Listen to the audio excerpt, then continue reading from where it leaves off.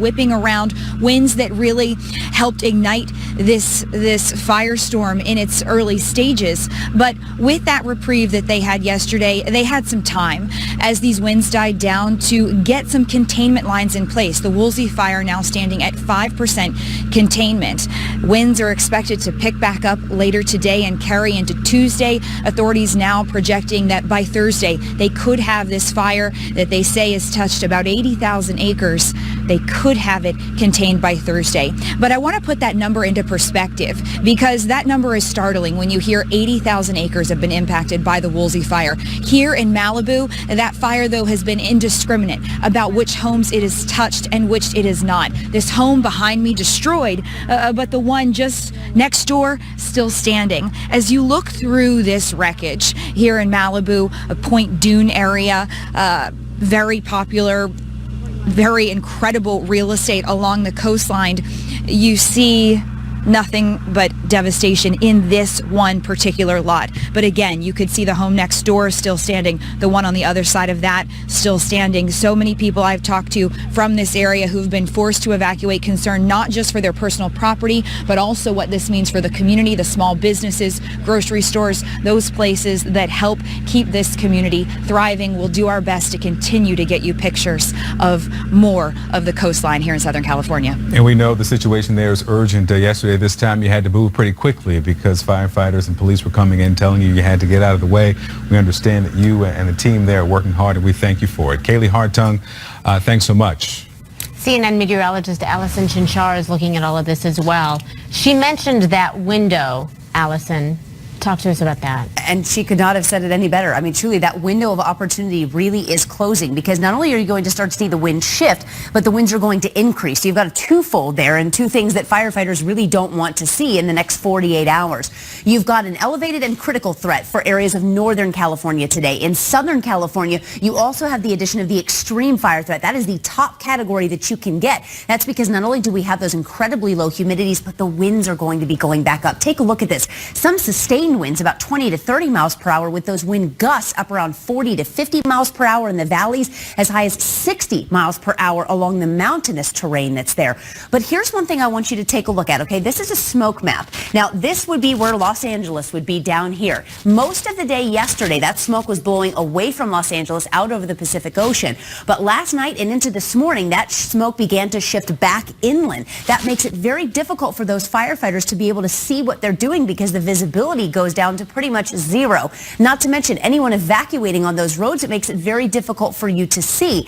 And as well, we talk about the air quality. It has been tremendously poor across areas of California. Sacramento in the hazardous category, San Francisco and Los Angeles being in the unhealthy category, and that's likely to continue because for much of California, we have about 25 million people under red flag warnings today. And again, that really all stems around from the incredibly low humidities. We are talking about those very strong winds starting to pick back up, especially in Southern California, where that wind is going to shift later this afternoon, Victor and Christy, and turn into those dangerous Santa Ana winds, as we mentioned, about 40 to 50 miles per hour. This will keep up for at least the next 48 hours. So that's going to be a very critical time for those firefighters. All right, let's hope they can get some advantage over this fire pretty soon. Allison, thanks so much.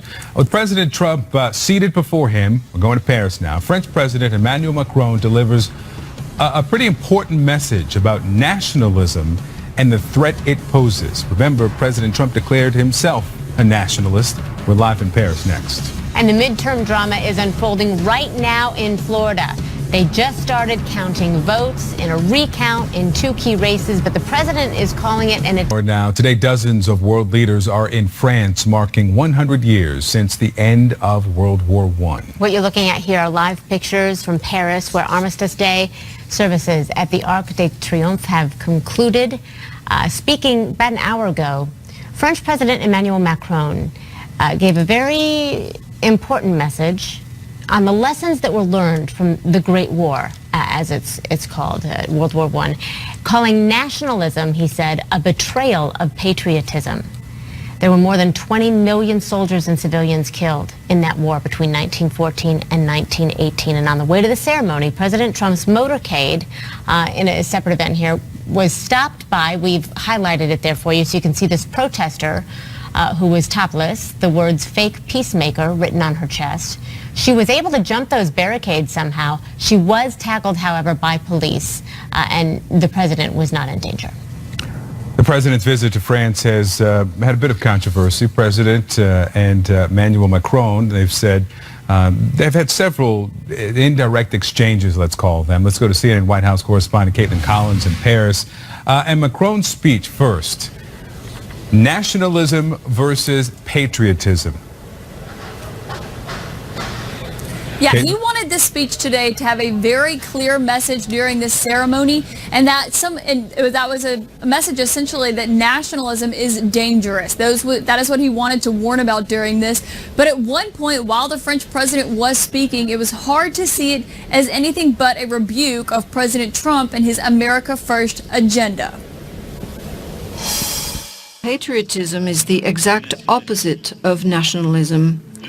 Nationalism is a betrayal of patriotism by saying, our interests first, who cares about the others?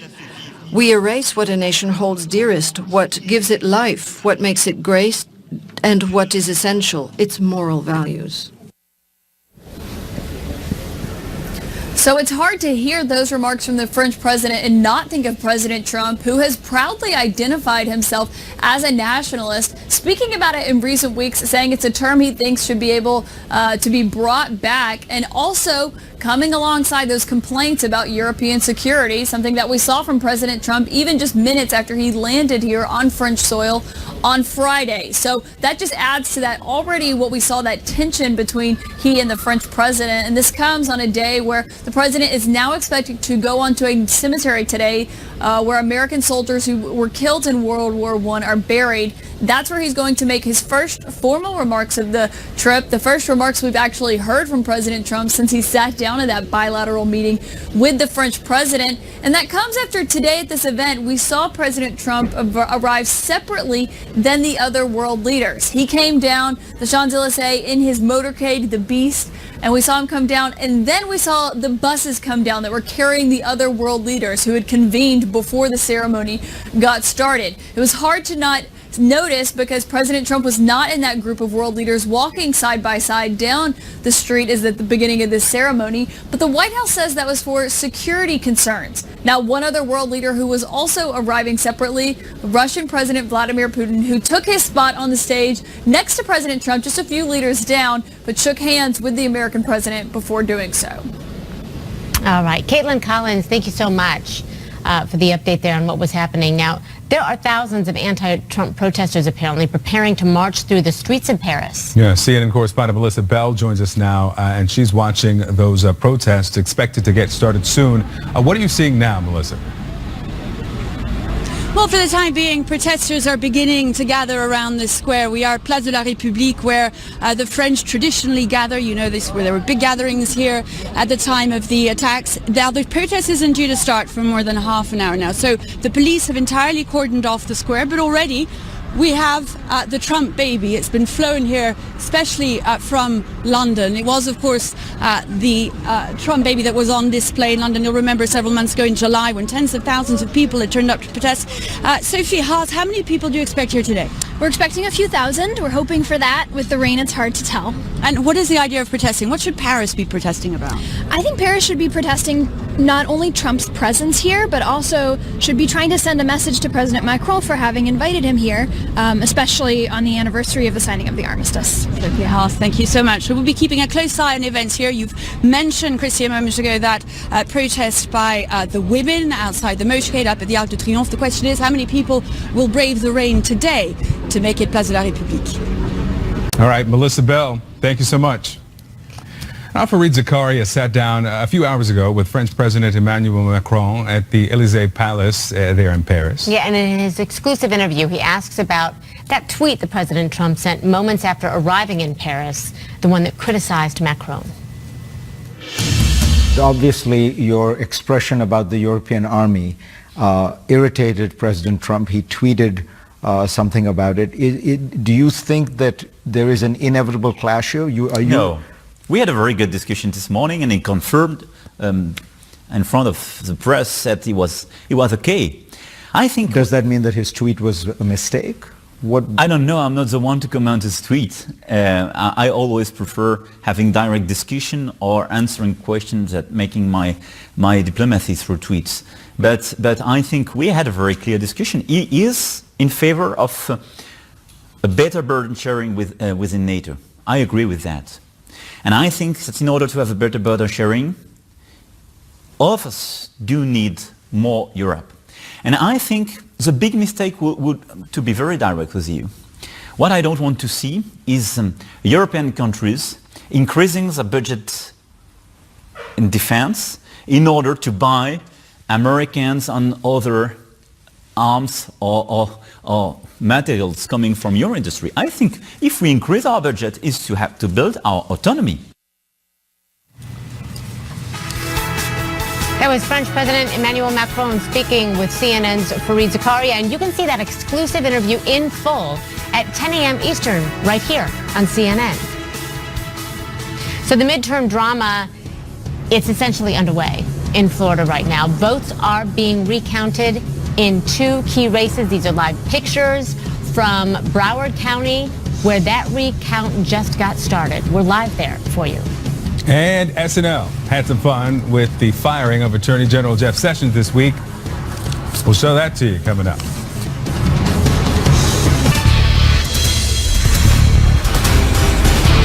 Welcome to your wake-up call here, 21 minutes past the hour. I'm Christy Paul. I'm Victor Blackwell. Florida's counties have until 3 p.m. Thursday to finish the machine recounts for three important races. Margins in the unofficial results in the races for state agriculture commissioner, governor, senator are less than 0.5%. Legally, this forces these recounts. The outcomes of the two races you see on your screen there could have major implications for President Trump's 2020 re-election bid. Now, there are some counties that started the recount last night. Several more starting this morning, including Broward County, which just started a few minutes ago, and that's where CNN's Jessica Dean is at the moment. So, Jessica, we do know President Trump is already tweeting about the recounts. The gubernatorial candidate, Democrat Andrew Gillum, responded to that when he withdrew his concession.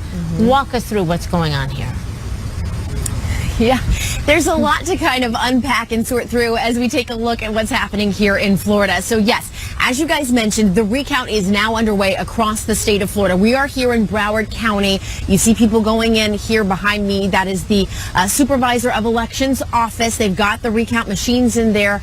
They're calibrating them right now. I believe we have some video from inside that we can show you. They're calibrating those machines.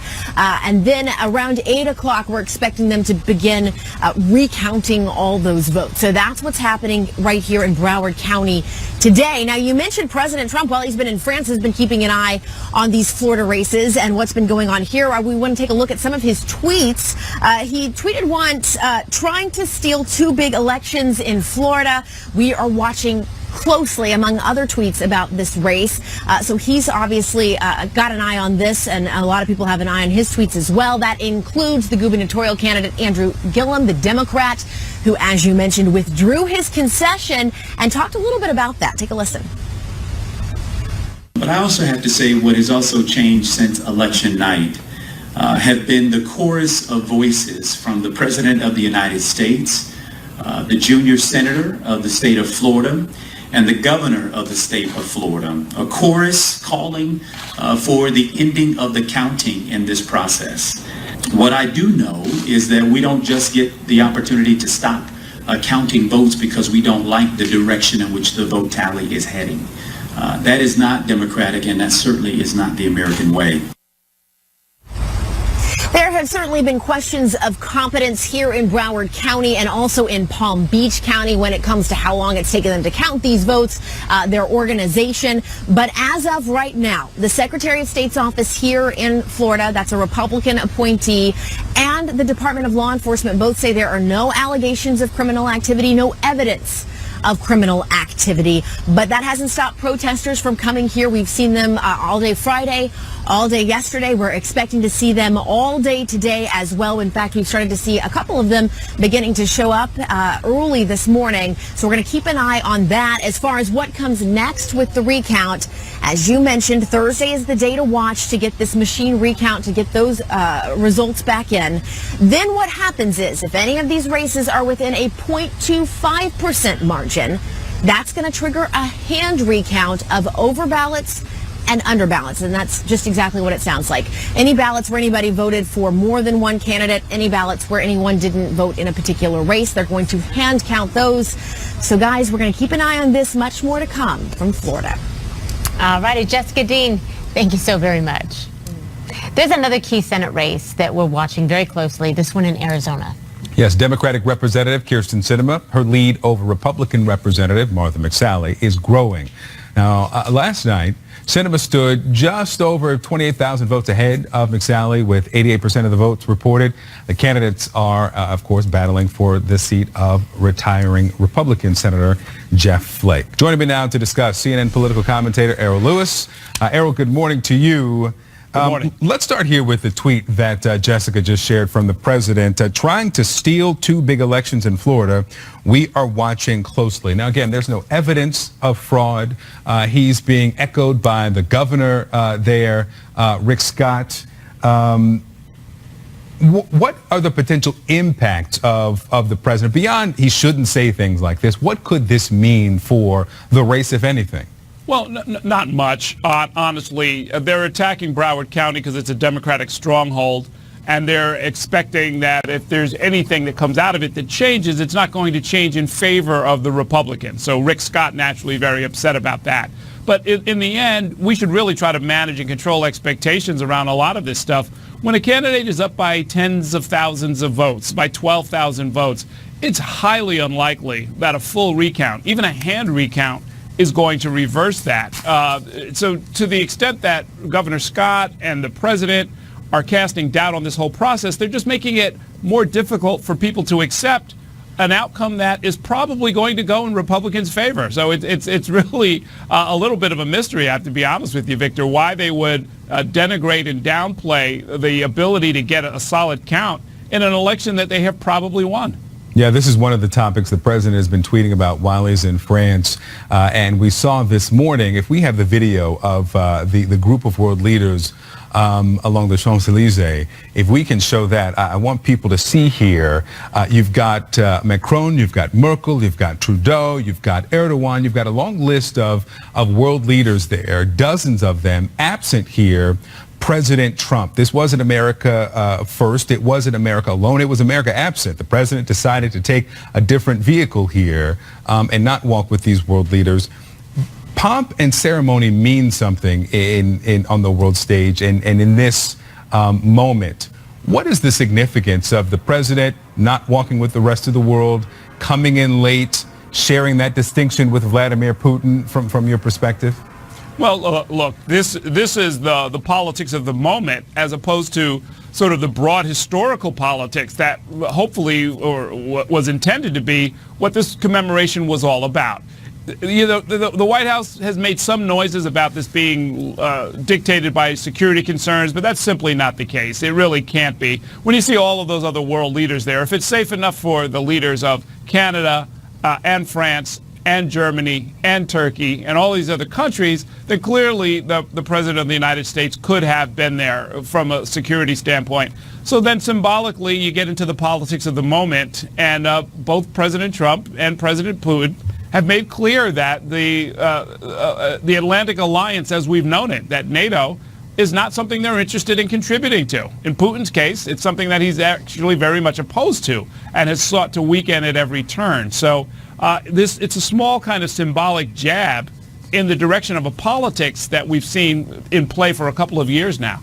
And while those world leaders were gathering this morning, there was a tweet that came from the president about a domestic issue here, which was our top story this morning and has been for days. These fires in California, now 25 people dead in those 3 fires on the coast.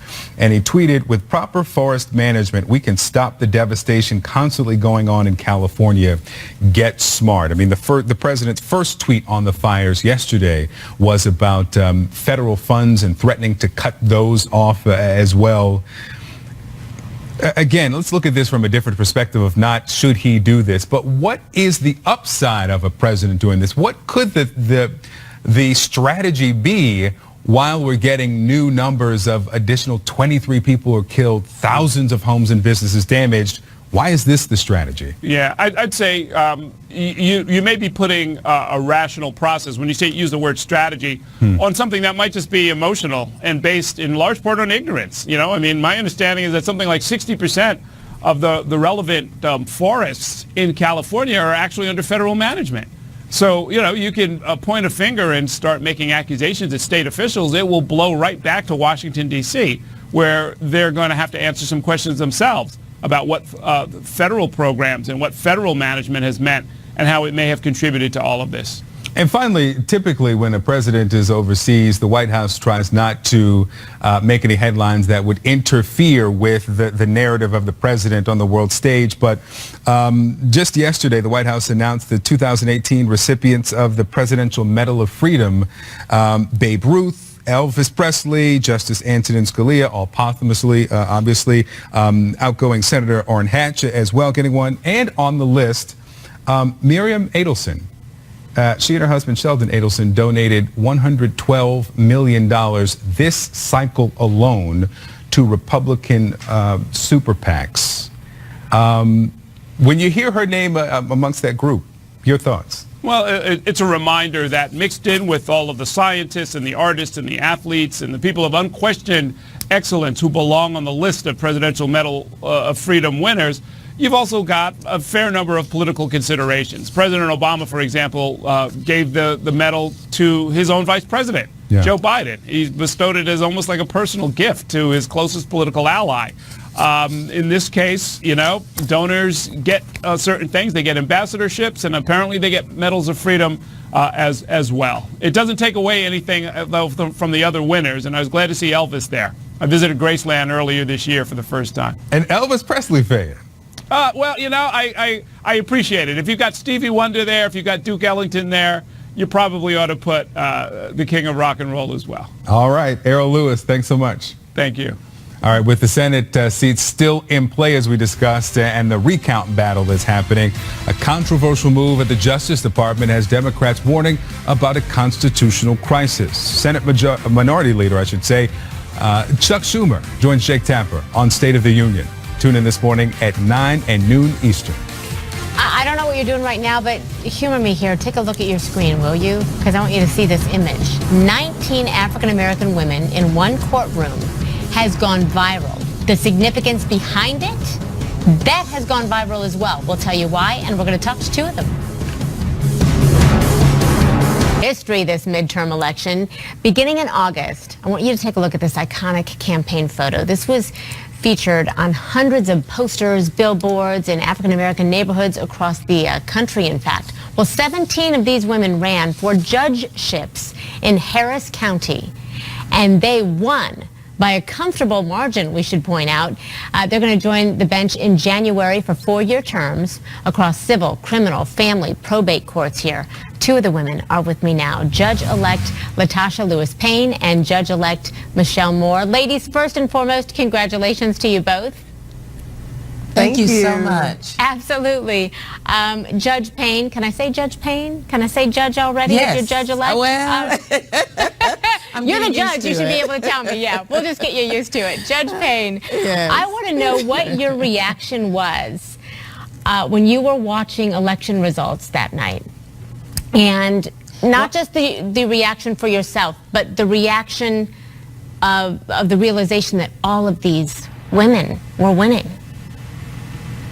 Well, I'll tell you that I was in shock and in awe of the amazing accomplishment that we were able to achieve and the long journey that it took us to get there.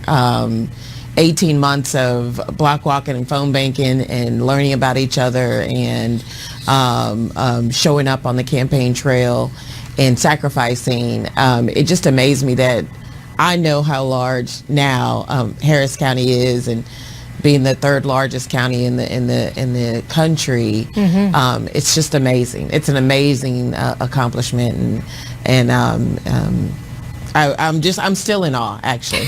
So yeah, but it includes, we should point out, Harris County does include Houston, 4.5 million people there. And I understand Harris County, if you put it together, it's bigger than 24 U.S. states in some capacity there. And so, Michelle, with that said, I understand that you used to work with Child Protective Services. Judge Moore, yes. I should call you. I apologize, Judge Moore. I'm sorry about that. You used to work with Child Protective Services. We know that those services are overburdened in many communities. As a judge, do you have goals in that area now? I do. I have goals when it comes to foster care reform. I have goals when it comes to juvenile justice reform. I think that good work will be done, and I'm excited to be the one to implement those changes that Harris County needs. What are the needs in that regard in Harris County?